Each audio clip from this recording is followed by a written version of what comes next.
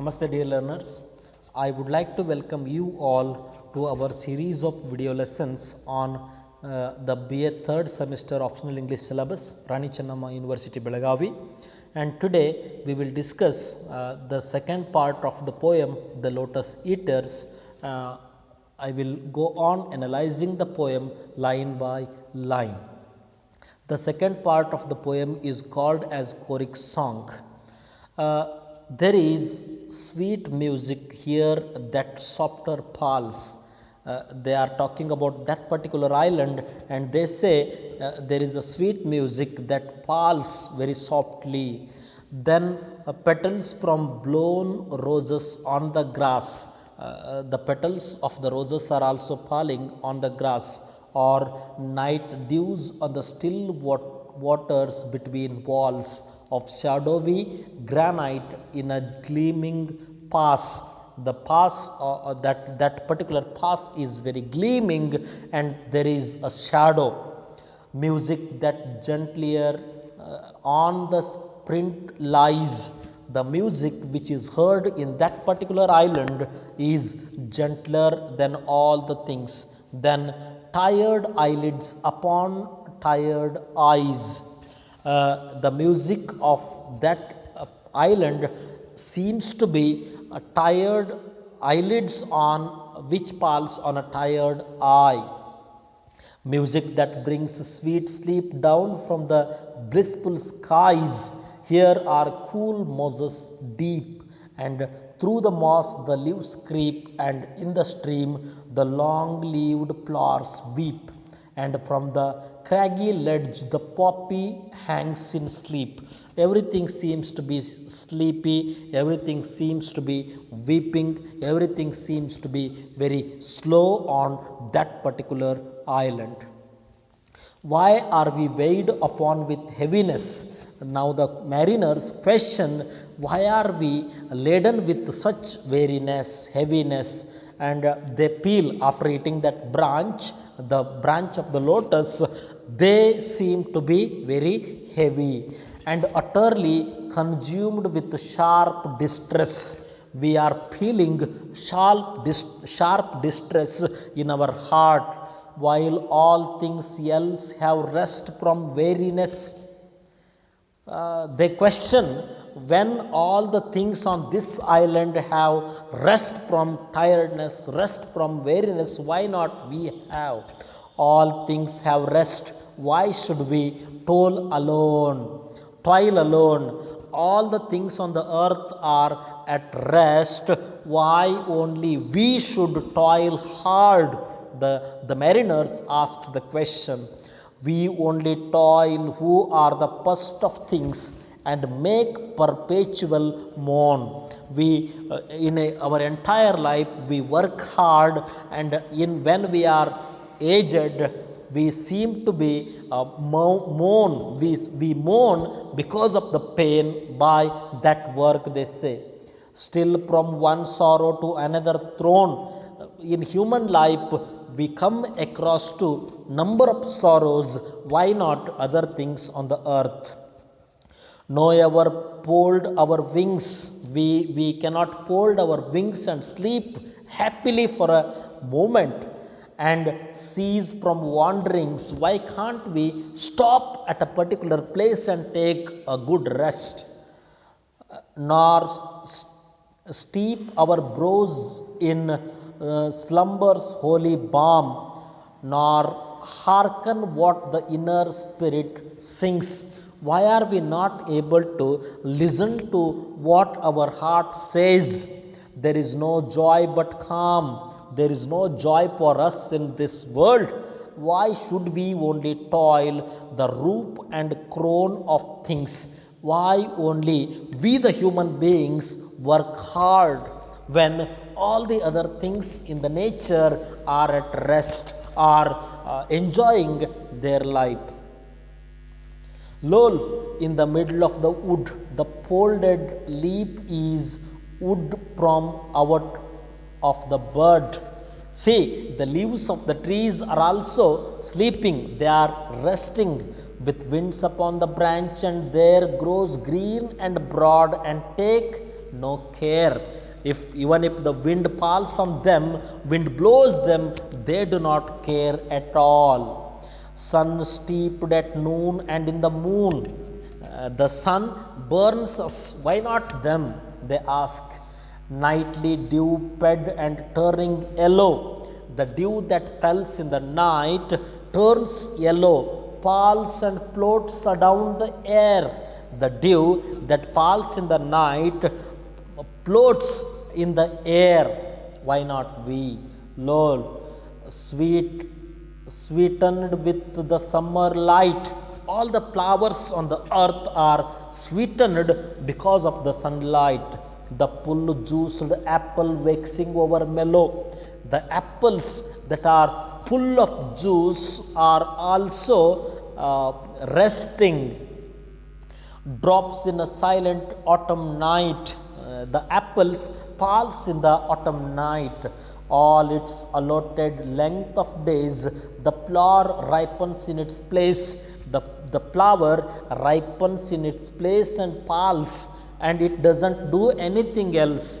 It ripens only because of the sunlight. Why not we?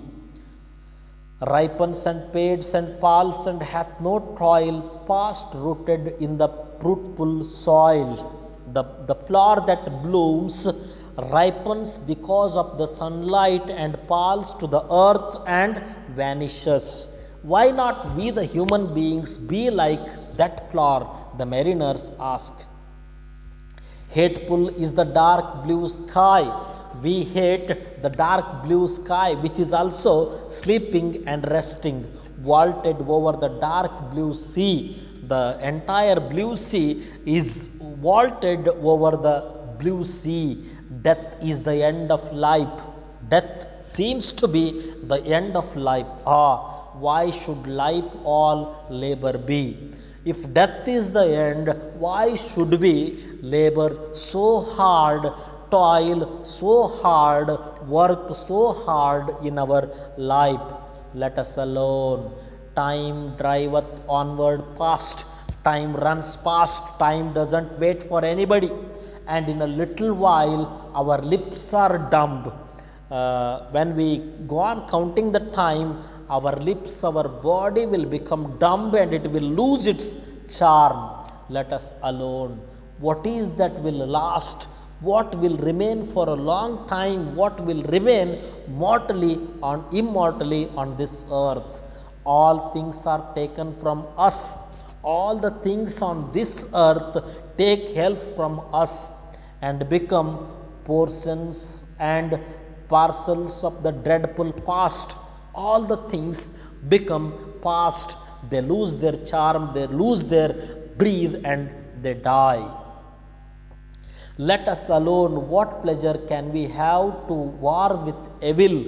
What pleasure will we get if we engage ourselves in war with the evil? Is there any peace in ever climbing up the climbing wave?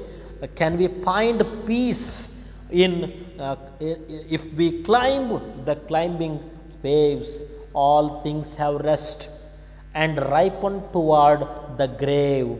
All the things on earth are at rest, and when they ripe, they go to the grave in silence, ripen, fall, and cease.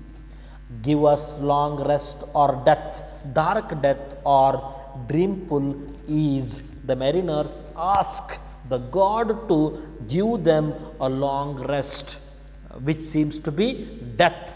And they say, death may be dark, but we will be at rest. We will not be toiling hard. We will not be losing our strength, they says. And we want to be in a dream that is very easy. How sweet it were hearing the downward stream with half shut eyes ever to seem.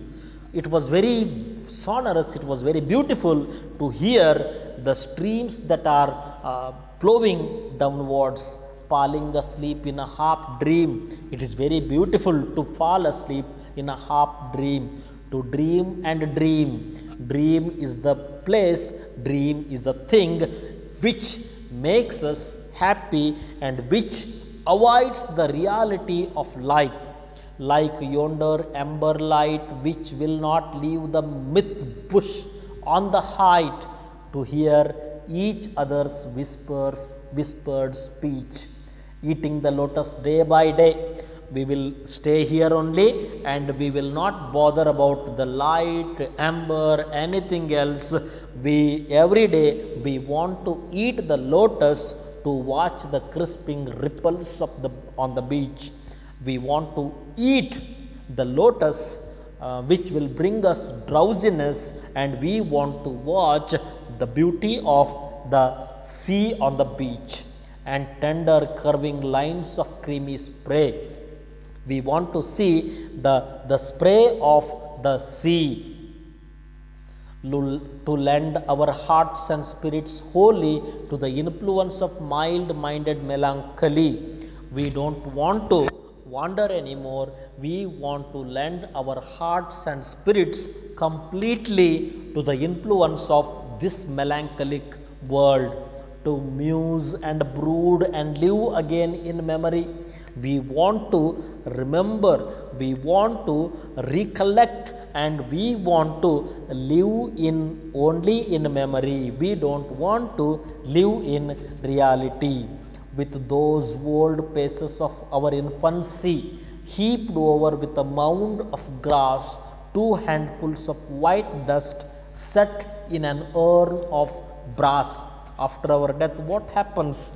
We will lose our innocence, we will lose our beauty, we will lose our handsomeness, and our body will be reduced into ashes, and it will be put under a mound of grass, and it will become 2 handful of white dust, and which will be kept in a brass urn. Dear is the memory of our wedded lives. We have married our wives and we have left them behind. What is the use of all those things? And dear the last embraces of our wives. We could remember the last hugs of our wives and their warm tears, but all hath suffered change. We still can remember the last hug, the tears our wives said when we were coming to the war, but now everything is changed.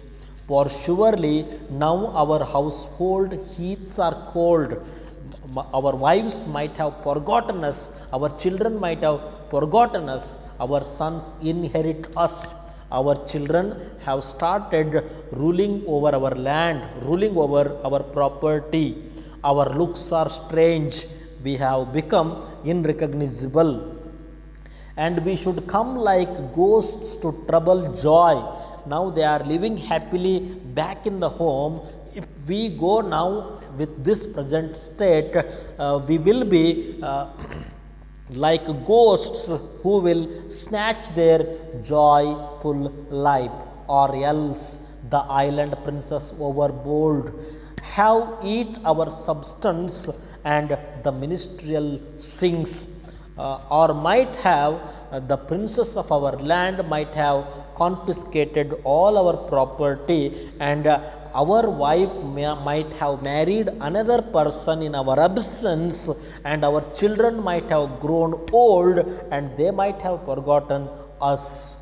Before them of the 10 years war in Troy, we had spent 10 years in war at a place called Troy, and our great deeds, all the deeds which we have done as half forgotten things, all the people back home have forgotten what we have achieved at Troy. Is there confusion in the little isle? Is there confusion? They will be confused if we go back now with our to our homes, they say. Let what is broken so remain. We will not return to home. Let what condition is at present, let it be. The gods are hard to reconcile. We cannot request the God to reconcile our relationship. It is hard to settle order once again. We we may not be able to bring order into our household. There is confusion worse than death. Confusion is worse than the death. Trouble on trouble, pain on pain. Already we have gone through a lot of troubles and lot of pain. When we go back home, if our wife doesn't recognize me, if my son doesn't recognize me, we will be having double trouble, double pain. Long labor unto aged breath. Now we are aged, we will not be able to bear that pain, the people say. Sore task to hearts worn out by many wars. It will be a very sore, it will be a very poisonous task to our hearts, which are worn out by many wars, and eyes grown dim with gazing on the pilot stars. Our eyes have lost vision because of because we have taken part in the war. But propped on beds of amaranth and moly, how sweet, while warm airs lull us blowing lowly. But this place is very sweet, and we are lulled by the blowing wind. With half dropped eyelids still, our eyelids are half closed beneath a heaven dark and holy. We seem to be living beneath a heaven and a darkness and a holy place, to watch the long bright river drawing slowly his waters from the purple hill. It is better to stay here and watch the river flowing downward towards the sea, to hear the dewy echoes calling from cave to cave through the thick twinned vine. It is better to hear the voice, the echoes which are coming from one cave to another in this area, to watch the emerald colored water falling through many a woven acanthus wreath divine. There are many streams in this island, and it is divine to watch the beautiful things, beautiful streams, and we will stay here only to hear and see the power of sparkling brine, only to hear where sweet stretched out beneath the pine. We want to stretch ourselves beneath this beautiful pine, and we want to eat the lotus, and we don't want to go back to our daily life. The lotus blooms below the barren peak. There are a lot of lotus plants on this island. The lotus blows by every winding creek. Every wind brings the smell of the lotus on this island. All day the wind breathes low with mellower tone. All the day on this island the wind breathes very mild tone through every hollow cave and alley lone. All the caves on this island seems to be drowsy, numb. Round and round the spicy downs the yellow lotus dust is blown. Wherever you go, you find the lotus dust on this island. We have had enough of action and motion. We have had lot of actions, we have done lot of things. Now is the time to rest. Now is the time to sleep forever. Rolled to starboard, rolled to larboard, when the surge was seething free. We roared on the sea when it was at full bloom, where the wallowing monster spouted his foam fountains in the sea. Many monsters in the sea attacked us. We have fought with them. Let us swear an oath. Let us take an oath and keep it with an equal mind. In the hollow lotus land to live and lie reclined on the hills like gods together, careless of mankind. We don't want to go back to the reality. We want to stay on this island eating lotus, and we want to live and sleep for a long time as if as gods stay in the heaven without bothering about the mankind which they created.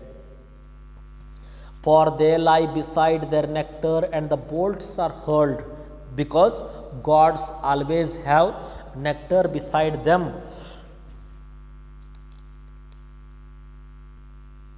Far below the places of God, in the deep valleys, there are lot of clouds round their golden houses, girdled with the gleaming world.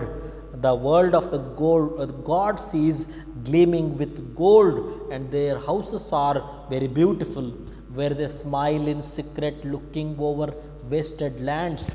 The gods sit in their abode and look at the wasted land and smile. Blight and famine, plague and earthquake, roaring deeps and fiery sands. This earth is broken with blight, famine, plague, earthquake, and all kinds of bad things. But the gods seems to be sitting quietly and looking at us and laughing. Clanging pipes and flaming towns and sinking ships and praying hands. There are clanging fights, there are lot of fights, lot of wars have taken on earth, and many towns were put to fire, and many big ships have sunken deep into the sea, and even after many hands prayed the gods, they did not react, but they just smiled. They find a music centered in a doleful song, steaming up a lamentation and an ancient tale of wrong. All our prayers seems to be songs to the gods, and they forgotten the land itself, chanted from an ill-used race of men that cleave the soil, sow the seed, and reap the harvest with enduring toil. Only human beings are working. We are sowing the seed, we are reaping the seed, we are doing the harvest, but the gods just sit there in their abode and look at us and smile. Storing yearly little dews of wheat and wine and oil, and the gods go on storing a little wheat, wine, and oil till they perish and they suffer. Some it is whispered down in hell, suffer endless anguish. Human beings are suffering endless pain. Others in Elysian valleys dwell. Many people have gone to the hell. Many people are living in Elysian valley, resting weary limbs at last on beds of asphodel. Many people are resting on asphodel beds with their weary limbs. Surely, slumber is more sweet than toil. The mariners say, surely the sleeping is more sweeter than to work the shore than labor in the deep mid-ocean. The shore seems to be more comfortable, more beautiful than sailing a boat in the middle of the sea. Wind and wave and oar. When we go in the sea, winds blow and waves hit us, and we are supposed to toil hard to reach the shore. And the mariners ask why we are supposed to do all these things, or rest you, brother mariners, we will not wander more. He says, all the mariners, you my dear brothers, rest for a while. We will no longer wander from this place to our homeland. Thank you very much. This is all about the second part of the lotus eaters, and in our next video lesson we will see the rest of the things. Thank you very much.